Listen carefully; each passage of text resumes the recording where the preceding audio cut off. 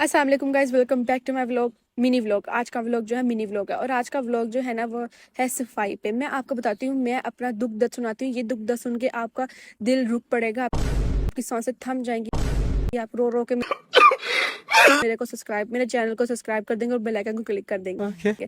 Promotion करने का कोई मौका नहीं छोड़ती आयशा।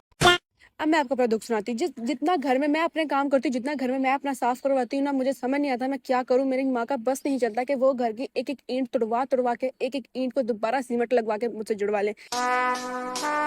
समझ नहीं आता। मैं जो करती हूँ उनको बाद में पसंद नहीं आता। देसी मॉम्स का यही प्रॉब्लम है, पूरा घर साफ करवा के उनके सामने रख दो, फिर भी कहती है खराबी है, अभी भी नहीं, थोड़ा और ठीक करें। मैं क्या करूँ, मैं उसके ऊपर पॉलिशिंग कर दूँ, लकड़ी ला दूँ, कुछ समझ नहीं आता।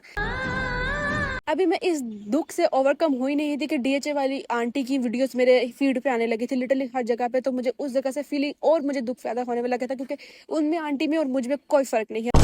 वो आंटी को बस ये होता है कि उनकी मालकिन उनको पे कर देती है और ये लोग तो मुझे पे भी नहीं करते। पे के दूर की बात है, मैं कोई एक्स्ट्रा महंगी चीज मंगवा लूँ तो ये लोग मुझे कहते हैं नहीं, बात तो सही है। नहीं तुम करती क्या हो। I mean what do you mean, मैं क्या नहीं करती, मैं सब काम तो करती हूँ। इनको एक चीज के लिए मुझे 100 बार बुलाना पड़ता है और मैं वहां से निकाल के देती हूँ। आधा रूप तो मैंने अपनी मम्मा का ले लिया हुआ है कि इनको वो चीज दिखती नहीं है जो मुझे दिखती है। मुझे समझ नहीं आता मुझे में ऐसी कौन सी सुपर नेचुरल पावर्स है।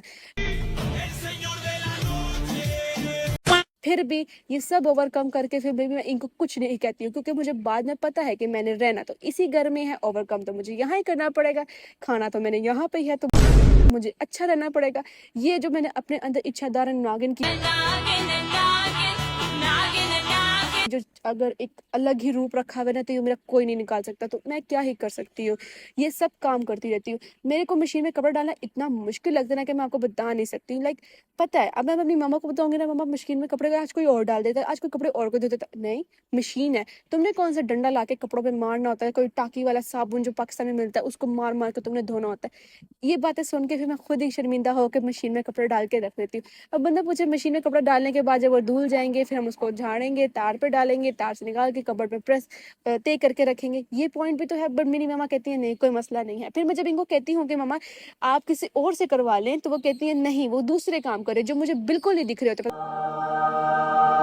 कौन से काम कर रहे होते। इन सब दुख दर्द के बाद, इन सब काम के बाद मुझे लगता है कि मैं अगर अपनी स्किन केयर पर ही फोकस कर लूँ तो ज्यादा बेहतर है।